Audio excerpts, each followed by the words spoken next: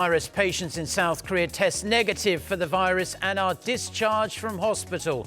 The number of confirmed cases remains at 28, but the country remains on an emergency footing. The WHO demands that cruise ships facing delayed port clearance or complete entry denial be taken in ASAP. The agency's head says decisions are often taken without an evidence-based risk assessment of the coronavirus threat. Plus, a top South Korean national security aide is in Moscow for 3 days of talks with Russian officials. He could talk North Korea, but he will certainly be discussing Vladimir Putin's planned trip to Seoul this year. Our top story this morning, and news that came in within the past hour or so. The number of confirmed coronavirus cases in China jumped sharply on Wednesday. China's state-run CCTV reported on this Thursday morning that Hubei Province, the epicenter of the outbreak, saw 14,840 new confirmed patients and 242 deaths on Wednesday. This is a massive jump from the past couple of days when the number of newly confirmed patients in mainland China was between 2,000 and 3,000. China's National Health Commission is yet to release the figures for the whole of the country, but with around 44,000 total cases as of Tuesday, the total number of infected people in mainland China is expected to be around the 60,000 mark. Better news here. South Korea has released 3 more coronavirus patients from quarantine after confirming they made a full recovery. The number of confirmed cases here in South Korea remains at 28, including those that have made a full recovery. Kan Hyung-woo has this report. 3 South Korean patients who had been quarantined for the coronavirus infection are going back to their normal lives. We verified that the 3rd, 8th, and 17th confirmed patients tested negative for the virus twice in a row after they recovered, so they have been freed from quarantine. With these patients discharged, South Korea has seen 7 patients fully recover and be let out of medical institutions. According to the health authorities, the rest of the confirmed patients are in a stable condition. And because there have been no more confirmed patients in the country since Tuesday, the total number of the coronavirus case is still at 28. I think the virus is like a severe flu in that we can fully recover if we get adequate medical treatment, just like how our country is doing a good job taking countermeasures in the early stages. Meanwhile, a 3rd South Korean plane sent to pick people from Wuhan, China, landed back at Gimpo International Airport Wednesday morning with 147 people on board from the city where the virus first broke out. There were 79 South Korean citizens and their family members, 67 Chinese nationals, and 1 U.S. citizen. 5 of the passengers showed symptoms of the coronavirus upon their arrival. Those 5 and their 2 children were sent to the National Medical Center in Seoul for additional medical checkups. The rest of them, who did not show any symptoms, went to the Korea Defense Language Institute in the city of Icheon, Gyeonggi-do Province. They're going to be isolated there for 14 days. Kan, Arirang News. The Diamond Princess cruise ship that's docked off a port in Japan has reported 40 more confirmed coronavirus cases. This raises the total of cases on board that vessel to 175. But despite those people being in desperate need of help, the ship has yet to find a country that will accept its entry. The situation has become so grim that the WHO is now calling for countries to do the right thing and take the vessel in. Lee Seung-jae with more. With an urgent need to find a port that will accept them, the head of the WHO has called on countries to practice free pratique, or the freedom of port entry for the Diamond Princess cruise ship and others. Saying to date, 3 cruise ships have been delayed or denied entry, Tedros Adhanom Ghebreyesus announced plans to create a joint communique with the International Maritime Organization under the International Health Regulations, which emphasizes the principle of free entry of ships. He also thanked Cambodia for agreeing to accept the MS Westerdam, which has over 1,400 passengers and 800 crew on board, emphasizing that no confirmed cases of the coronavirus have been reported on the ship.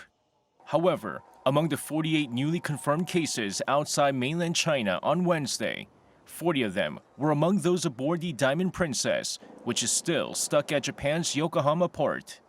The total number of confirmed patients aboard the ship is currently at 175. For those stuck on board, many are worried as they think it's just a matter of time before they contract the virus. We take our temperatures a few times a day, and we're still under the number that we'd have to report. But the reporting is voluntary, so I don't know how much good it is if people are too frightened to call the medical center, or they're afraid of the local hospitals or doctors. I don't know. But so I think it's a kind of not a great system. I think we should be checked. We've only been checked. Passengers aboard the Diamond Princess hope the WHO's push for port entry will swiftly result in them getting the proper medical care they desperately need. 이승재, Arirang News. North Korea is intensifying its preventive efforts against the coronavirus, saying it has decided to temporarily extend the period of quarantine from 15 to 30 days, according to North Korea's state-run Korean Central News Agency. The decision comes amid an increase in the number of deaths from the virus in neighboring countries, as well as studies that show the incubation period could be up to 24 days. It explained the move is aimed at protecting the safety of the people, adding everyone who lives in North Korea, including foreigners, must abide by the new rules. Now, despite lingering concerns over the coronavirus outbreak, South Korean President Moon Jae-in was out and about on Wednesday, urging people to go on with their lives as normally as possible and, importantly, keep spending their money to support the economy. Visiting a local market here in Seoul, he encouraged vendors and reassured the public not to be overly worried. Kim Min-ji with the details. President Moon Jae-in has reiterated his call on the public to shake off their anxiety and engage in economic activity as usual. He visited one of Seoul's most famous attractions, Namdaemun Market, on Wednesday to encourage the merchants there amid the coronavirus outbreak. The market saw 4 million visitors last year, but recently seen a decline due to the virus. Moon took the opportunity to buy local food products. The president also held a luncheon meeting with several merchants, where he vowed support for vendors, the self-employed and traditional markets, so they and the country can overcome the situation together. 가장 중요한 것은 정부의 지원보다도 좀 국민들이 좀 하루빨리 좀 너무 이렇게 과도한 불안감을 떨쳐내고 다시 이제 일상 활동, 특히 또 경제 활동, 소비 활동 그것을 활발하게 이렇게 이제 해주는 것이 그 근본적인 대책이지 않겠습니까? 그래서 오늘 이제 그런 이제 캠페인을 이제 위해서 또 국민들께서 전통시장을 좀 더 많이 찾아주시기를 바라는 그런 마음으로 오늘 이제 방문을 했는데. Moon has recently been filling his schedule with economy-related agenda, reflecting his determination to minimize the economic fallout and restore consumer sentiment. In line with the president's efforts, the government is also working to ease excessive public concern. On Wednesday, Prime Minister Chung Se-kyun urged the people to trust the government and carry on with their daily lives. He also said that it was unnecessary for ministries or agencies to cancel or postpone scheduled events. It's not desirable for events organised by central or local governments to be cancelled or postponed due to the coronavirus. After taking thorough disinfection measures, scheduled events can go on as planned. The Prime Minister added that there's no need for stores to close for days because an infected person has been there. Experts, he noted, say that the locations are safe to visit after 2 days following disinfection operations. Kim Min-ji, Arirang News. South Korea's Ministry of SMEs and Startups says starting today, it will provide over $211 million to support small businesses affected by the coronavirus outbreak. The decision was made at an economy-related ministers' meeting on Wednesday. Some $110 million will be provided to help SMEs in the tourism sector that have suffered losses due to a slowdown in spending and manufacturers whose supply of parts has been disrupted. Slightly over $100 million will help small businesses that have suffered reduced sales and a disruption to their trade with China. The Seoul city government is running an emergency consultation centre where foreign residents can get information on the coronavirus in 8 different languages. The service is available for all of the capital's international residents, regardless of their immigration status. Lee Kyung-eun went to check it out and filed this report.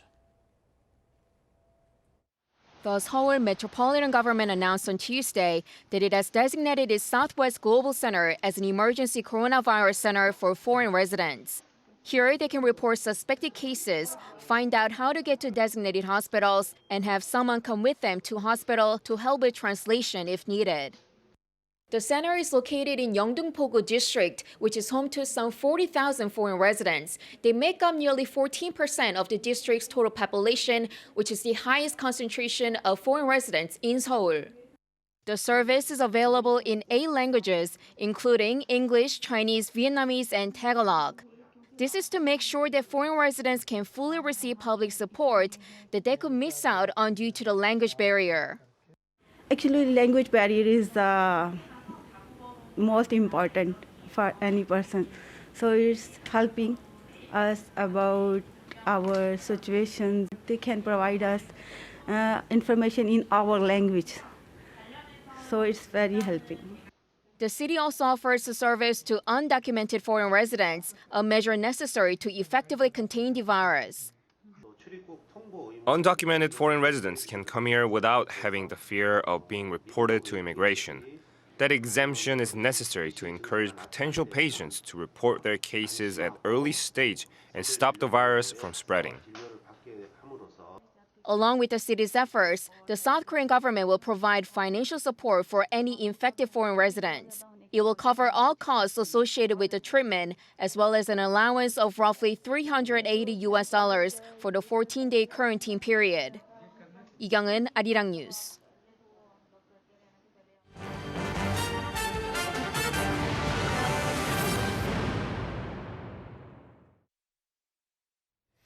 Now, in the rest of the day's news, South Korea's Deputy National Security Advisor is in Moscow for meetings with his Russian counterparts on bilateral cooperation. Upon his arrival in the Russian capital on Wednesday, Kim Hyun-jong said he will also coordinate details of a visit to Seoul by Russian President Vladimir Putin.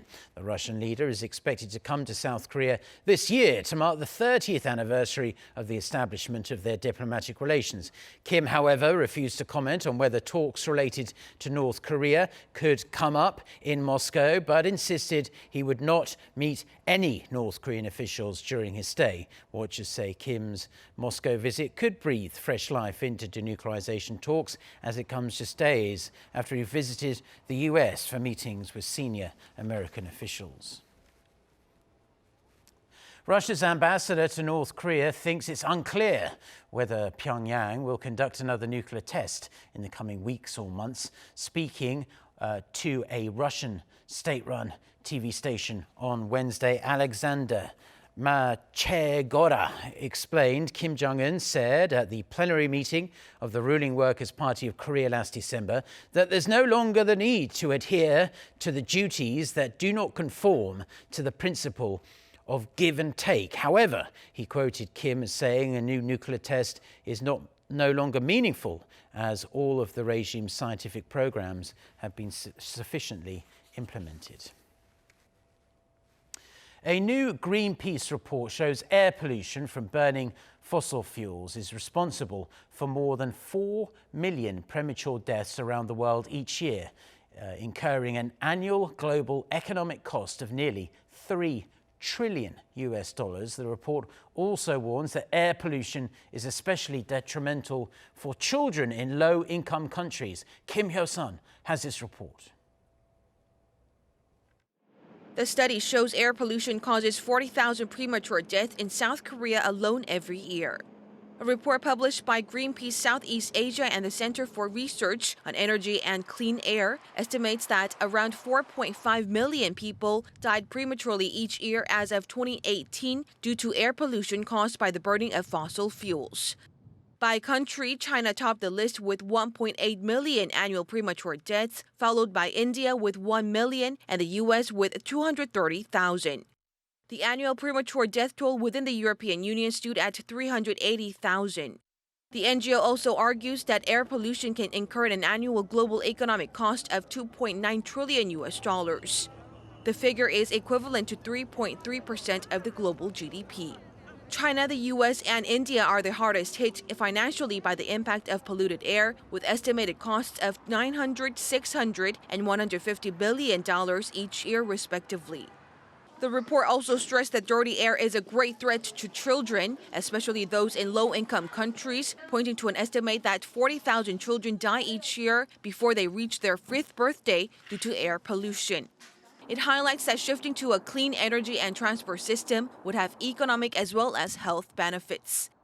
Kim Hyo-sun, Arirang News.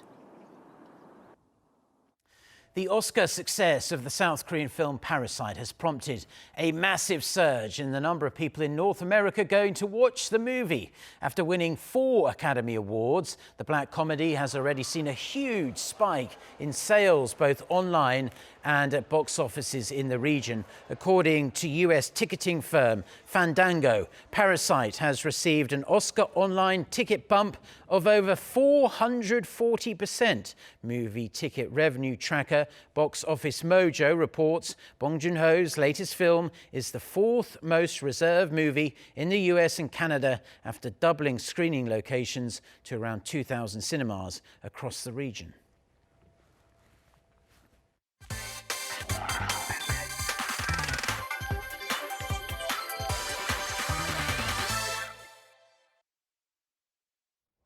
Educational institutions around the world are rushing to establish degrees and programs specializing in artificial intelligence. A university in the United States is one of the front-runners, opening the world's first department devoted solely to AI. Oh Soo-young files this report from Pittsburgh. Jennifer Bone isn't a computer scientist, but she's learning to work with artificial intelligence by teaming with students from the machine learning department. So we're trying to actually take patients' own cells and bioprint them into new organs. It has so many factors, so many variables that go into the process that the human brain is just, it's very difficult for us to optimize. So we're using machine learning as a way to help us to tune the perfect way to print these organs so that they're repeatable and have high fidelity each time. This is one of the ways that Carnegie Mellon University has been leading education in AI to produce innovative research and new technology. With the proliferation of AI and its potential to transform all sectors of society, governments over the past year have been rushing to set up university courses and graduate schools in the field. Many are looking to the US as an example, as the country is perceived to have the highest proportion of AI professionals compared to demand from businesses. Many attribute the country's success to the early adoption of research programs in the field. Carnegie Mellon in 1958 offered the first university-level course in computer programming. It later created the first PhD program in robotics, as well as the world's first machine learning department. The school has produced many world-class researchers and spin-off firms that have driven innovation across a wide range of sectors. This is still a relatively new field, and the students who go into the major in AI tend to be ones who are more forward-thinking. You know, employment in artificial intelligence doesn't have quite as long a track record as employment in other areas. So some of the students are a little wary about what their job prospects are, but the ones who are willing to take that chance, I think, are going to be very well rewarded. In addition to courses on machine learning, robotics and decision-making, the school has been encouraging multidisciplinary collaboration. A big part of this is actually learning about the information about the problems themselves and domain information from the sciences to try to understand them better and see how we can apply machine learning to them. We're seeing a global talent search for young experts in artificial intelligence. But that's not to say everyone needs a rigorous knowledge of coding. The way forward seems to be collaboration. Oh Soo-young, Arirang News, Pittsburgh.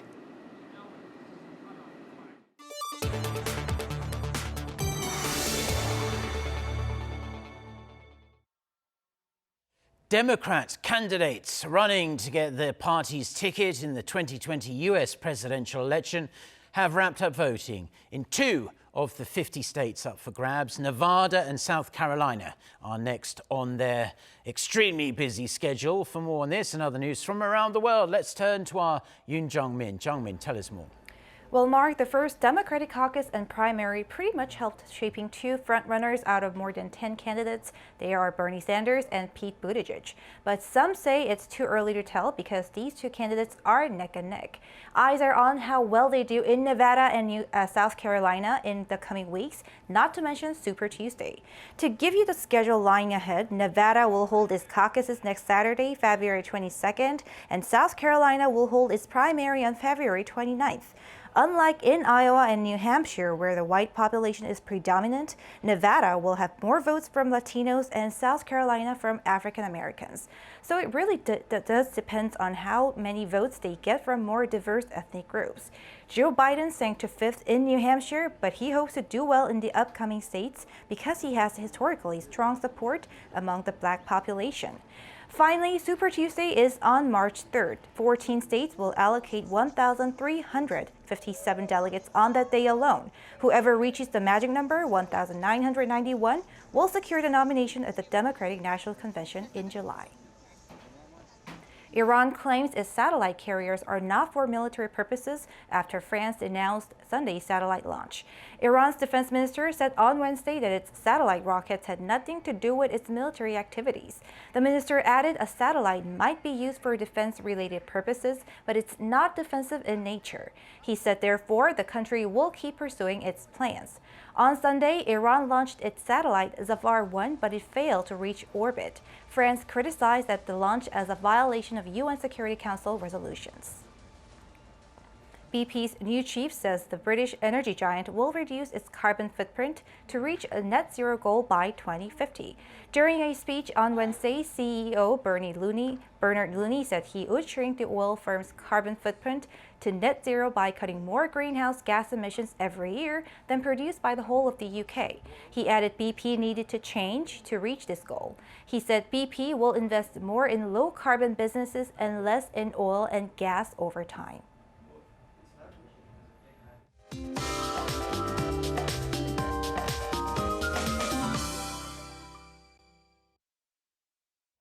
Good morning. I hope the thick layers of fog we had didn't cause you too much trouble on your morning commute. The rain has cleared and temperatures are warming up again. In Seoul, we'll see readings hitting double digits this afternoon, and the warmth will stay through the next couple of days, making it feel more like early spring. But for today, those of us in the upper regions and Daegu need to be aware of an unwelcome guest. High levels of ultra-fine dust, but the rest of the country should have a decent air quality today. Double-digit highs are expected for most regions. We had a day with lots of clouds this morning, but skies will get sunnier as the day goes on. But actually, we'll see a transition from spring-like warmth to icy conditions again in just one day. Nationwide precipitation this weekend will bring another snap of bone-chilling readings to the country early next week. That's Korea for you, and here's the international weather for views around the world.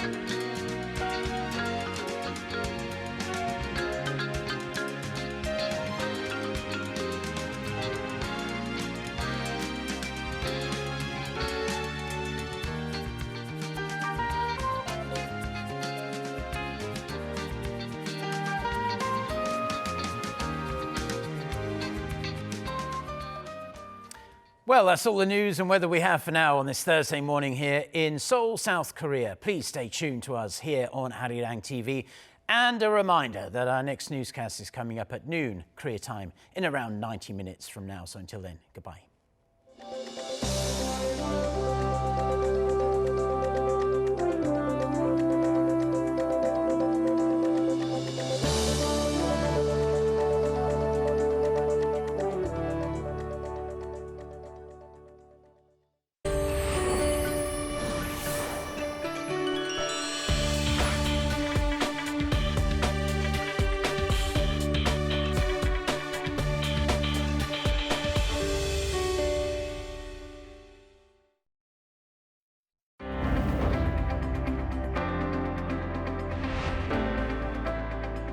The novel coronaviruses are spreading all over the world.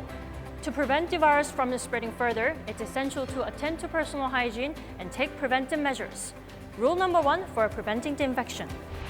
Wash your hands thoroughly in running water with soap for at least 30 seconds. Rule number 2, wear a mask. If you have respiratory symptoms such as cough, make sure to wear a mask when visiting medical centers or going outside. When coughing, cover your mouth and nose with a sleeve, not with your hands. If you develop symptoms such as a fever, cough, or sore throat, call your local public health center, the Disease Control Center at 1339, or dial your area code +120. When it comes to controlling an infectious disease, we all have an important role to play. So please practice good hand hygiene, proper cough etiquette,